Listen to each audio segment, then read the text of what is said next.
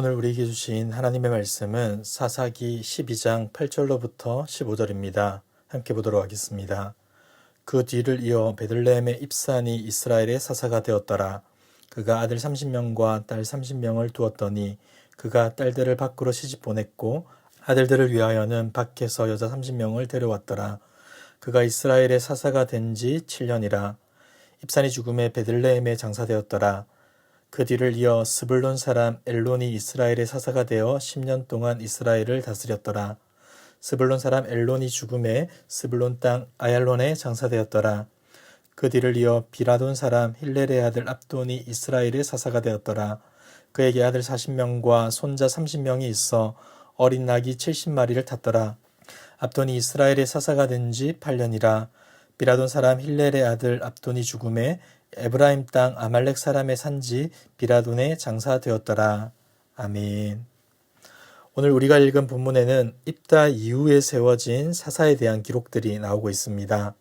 먼저 8절에서 10절까지를 보시면 입산에 대한 기록이 나오는데 그에게는 아들 30명과 딸 30명이 있었다고 합니다. 9절 한번 보겠습니다. 그가 아들 30명과 딸 30명을 두었더니 그가 딸들을 밖으로 시집 보내고 아들들을 위하여는 밖에서 여자 30명을 데려왔더라. 그가 이스라엘의 사사가 된 지 7년이라. 여기서 특이한 점이 있다면 그는 자녀들을 같은 민족 안에서 결혼시키지 않았다는 것인데 딸들은 가나안 땅 밖으로 시집을 보냈고 며느리들은 밖에서 데리고 왔다는 겁니다. 그리고 이렇게 많은 자녀들이 있다는 것은 분명 기드온 시대에서부터 시작된 왕과 같은 사사의 모습이 점점 더 강화되고 있음을 우리에게 보여주고 있는 것이죠. 입사는 아마도 자신의 권력을 강화하기 위해서 이방 나라들과 화친 정책을 맺었던 것 같습니다. 이를 위해 이방 사람들과 혼인하는 것을 주저하거나 망설이지 않았는데 어쩌면 이러한 선택은 세상적인 관점에서는 매우 좋은 결정이라 할 수 있을 겁니다. 정치 외교적으로 좋은 결과를 가져올 것이기 때문이죠. 하지만 하나님의 백성들에게는 결코 용납될 수 없는 선택입니다. 왜냐하면 이것은 분명 이방 사람들과 통혼하지 말라고 하셨던 하나님의 말씀을 저버리는 일이자 하나님보다 다른 나라의 힘과 능력을 의지하여서 평화를 이루어내고자 하는 불신앙의 모습이기 때문이죠. 우리가 잘 아는 것처럼 솔로몬도 화친 정책을 맺었습니다. 그는 이방 나라들과 좋은 관계를 유지하기 위해 수많은 이방 여인들과 정약 결혼을 하였고 이러한 솔로몬의 정책은 잠깐 동안 이스라엘에게 평화를 가져다 주었습니다. 하지만 그 평화는 어떻게 됩니까? 결코 오래가지 못했습니다. 왜냐하면 그가 만든 평화는 인간의 힘으로 이룩한 거짓 평화였기 때문이죠. 솔로몬 이후 이스라엘은 하나님을 떠나 우상을 섬기는 나라가 되고 맙니다. 그리고 그의 아들 르호보암 시대에 이르러서는 나라가 둘로 쪼개지는 참혹한 결과가 벌어지게 되죠. 하나님이 주신 평화를 외면한 채 인간의 힘으로 평화를 만들고자 했던 사람들의 최후가 이러했던 것입니다. 이어지는 11절과 12절에서는 엘론에 대한 기록이 나옵니다.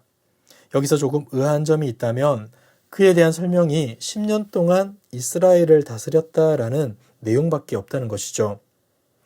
내용이 짧은 것도 짧은 것이지만 사사인 그에게 이스라엘을 구원했다거나 하나님이 허락한 평화를 누렸다는 기록조차 없다는 것은 너무나 이상합니다.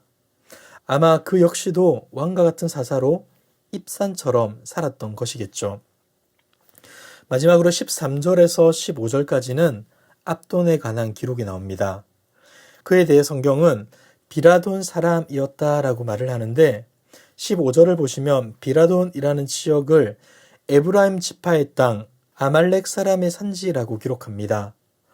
이렇게 부르는 이유는 아마도 이스라엘이 가나안을 정복할 그 당시 이곳에 아말렉 사람들이 살았기 때문이겠죠. 다시 말해 압돈은 에브라임 지파 출신의 사사였음을 알게 되는 겁니다.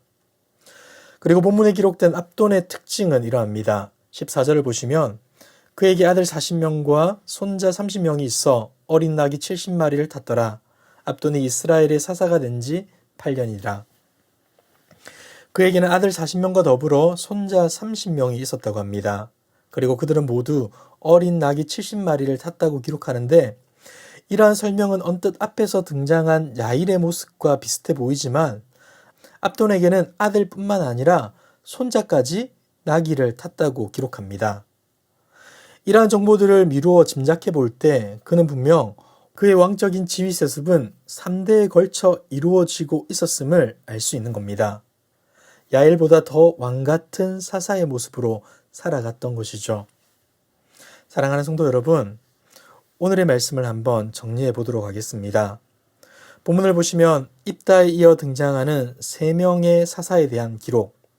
그런데 그들은 사사라 불리고 있지만 사사의 모습은 아닌 것 같습니다. 하나님의 부르심을 따라 세워진 사사는 민족을 구원하고 하나님의 말씀을 따라 백성들을 지도해야 했지만 입상과 엘론과 압돈은 그렇게 살지 못했습니다. 자신들에게 주어진 지위를 가지고 부와 권력만을 축적해 나갔을 뿐이었죠. 사실 이들이 살았던 시대는 별다른 분쟁과 압제가 없는 평화로운 시대였습니다. 하지만 실상은 하나님이 없는 거짓 평화의 시대였던 것이죠.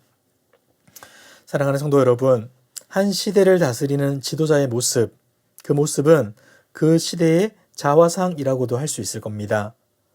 그런데 오늘의 본문에서 나타나는 3명의 사사들의 모습은 더 이상 정직하고 거룩한 하나님의 대리자가 아니었습니다.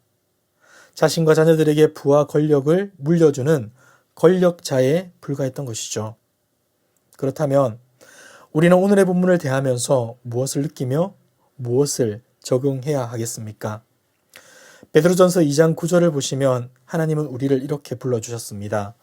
너희는 택하신 족속이요 왕같은 제사장들이요 거룩한 나라요 그의 소유가 된 백성이니. 우리는 왕같은 제사장으로 거룩한 나라의 백성으로 부름받은 자들입니다. 이 땅의 질서를 따라 성취와 생존만을 위해 부름받은 존재가 아니라 하나님의 소유가 된 백성으로 하나님의 뜻을 따라 살아가야 하는 존재라는 것이죠. 여러분, 우리는 지금 어떻게 살아가야 합니까? 아니, 어떻게 살아가고 있습니까?